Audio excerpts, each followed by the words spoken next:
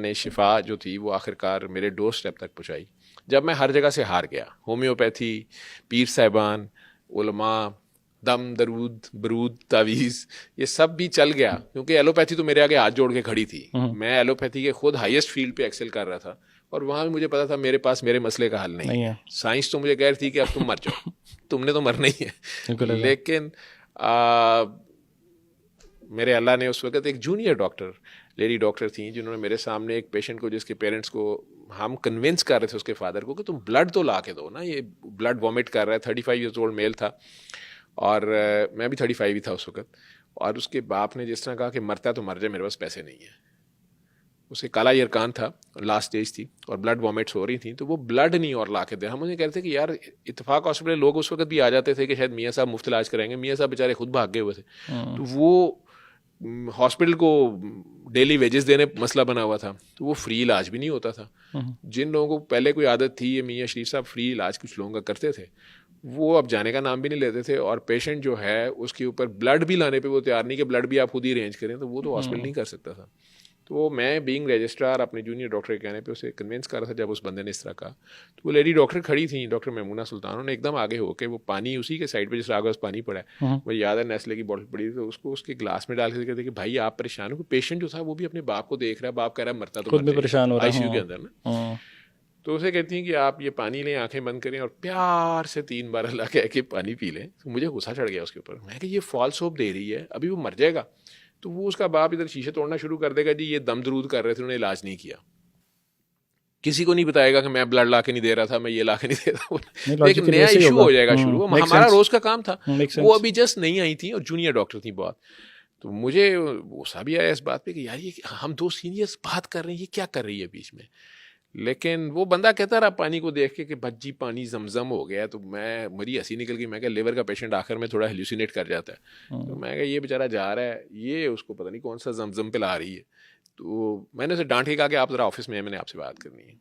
Office में मैंने उसे डांटना शुरू किया तो वो मुझे कही जाए कि आप अभी कारी बासित की आवाज़ में सूरह रहमान लगाएं और ये ठीक हो जाएगा। तो मैं तो बाल अपने नोचने वाले आ गया कि बेटा आपको कहाँ से पढ़ी हैं आप, ये मॉडर्न सी लड़की, इलामा इकबाल की ग्रेजुएट, कनेड की और एसना की और पता नहीं क्या, वो लेकिन अपनी जगह बाबा जी ने कहा है। तो ऊपर से वो बाबा जी बोले तो मैं तो और चिड़ू ना, बाबों के तो मैं सख्त एंटी बाबा हो गया हुआ था। वो स्टेज एक्ट्रेस थी ना नरगिस, वो कहती बाबे मार देनी है। ये इंजीनियर साहब मिर्ज़ा साहब जो है वो भी सख्त एंटी बाबा हैं। ये दोनों को मिला ले, मैं उनसे ऊपर ही था, स्क्वायर पे था एंटी बाबा, कि कोई बाबा शाबा और कुछ नहीं होता। मैंने उसे डांटा शांटा, लेकिन वो अपनी जगह थी। तो मैंने अपने भाई को फ़ोन करके, मेरा साथ ही घर था इत्तेफाक के, है बल्कि अभी भी, तो मैंने उसे कहा, मैं यार ज़रा मेरा वॉकमैन, उस वक्त वॉकमैन होते थे, सोनी का वॉकमैन मेरा था, मैं यार वॉकमैन दे जाओ और ना कारी बासित, मैंने कहा कौन सा कारी, उसने कारी बासित मिस्री, तो मैं कारी बासित मिस्री सूरह रहमान दे जा ज़रा, अनट्रांसलेटेड। उसका बड़ा जोर था कि तर्जमे के बगैर वो सुबह दोपहर शाम 7 दिन इसके पास लगा दे, और वो होनी भी कारी बातचीत की ही चाहिए, और कारी बासित की आवाज़ में हो और बगैर तर्जमे। मैंने उसमें उसको काफ़ी डांटने की कोशिश की। मुझे ये नहीं पता था कारी बासित मर गया हुआ है। मैंने उसे कहा कि वो तुम्हारे अंकल हैं, तो उनकी कैसेट प्रमोट, उसको कैसेट्स होती थी। तो मैं कुछ नई चीज़ इसने छोड़ दिया, अभी इसको आए 2 महीने हुए और ये हमें और ही चीज़ें बता रही है। मैं खुद आईसीयू स्पेशलिस्ट और ये बिल्कुल ही धक्के खा के हमने आईसीयू सीखा है और ये बिल्कुल ही नया एक फील्ड दिखा रही है। तो वो उसको सिर्फ उस बच्ची को कन्विंस करने के लिए कि अच्छा मैं लगाता हूँ, ये मरने वाला है, तो इसके बाद इसे पूछूंगा हाँ बच्ची अब क्या हुआ है, अब बताओ। ठीक है। तो वो भाई साहब भी आगे से, मेरा अब तो माशाल्लाह वो बहुत बड़े बैंक का मैनेजर है, बहुत बड़ा। तो वो उस वक्त हंस के मुझे आगे से कहता है कि भाई साहब वो सूरह यासीन होती है जो अगर जान ना निकल रही हो, अगर मैं जान की मान वो छोटा सा मजाक कर, मैं से डांट के यार जो मैंने कहा वो कर। वो खैर वो दे गया और हमने लगा भी दी।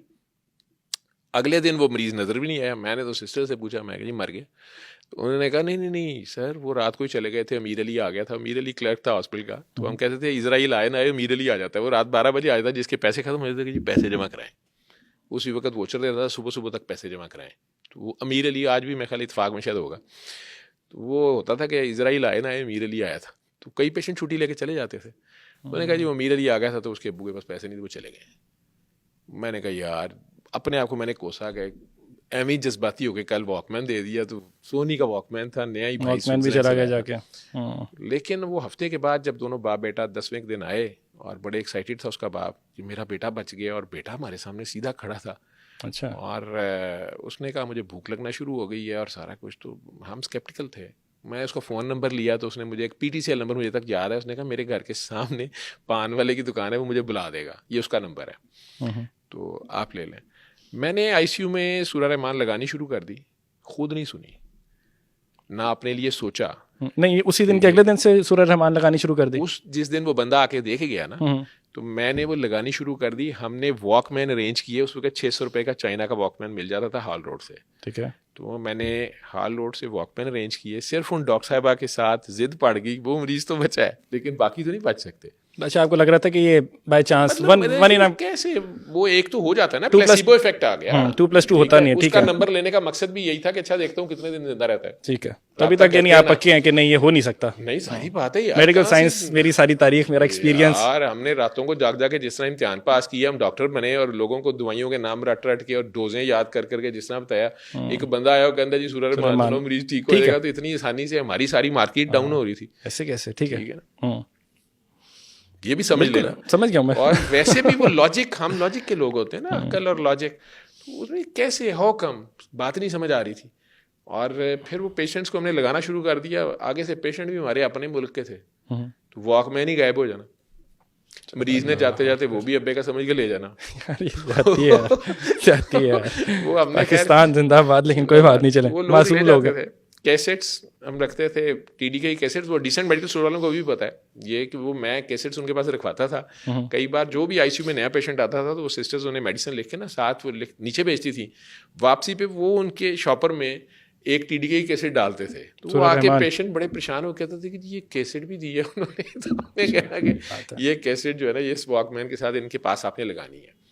उसमें फिर इस्लाम भी मैंने सीखना शुरू किया। कई लोग गुस्सा खा गए, उन्होंने कहा कि आप देवबंदी हैं, बरेलवी हैं, वाबी हैं, सुन्नी हैं, शिया हैं। मैं तो परेशान हो गया कि मैं तो डॉक्टर ही हूँ, तो नाम सुने भी नहीं थे यार। ये नाम मैं तो लिबरल था मेडिकल साइंसेस का, नहीं सुना था, मुझे नहीं पता था। मैंने फिर वो पढ़ने शढ़ने शुरू किए।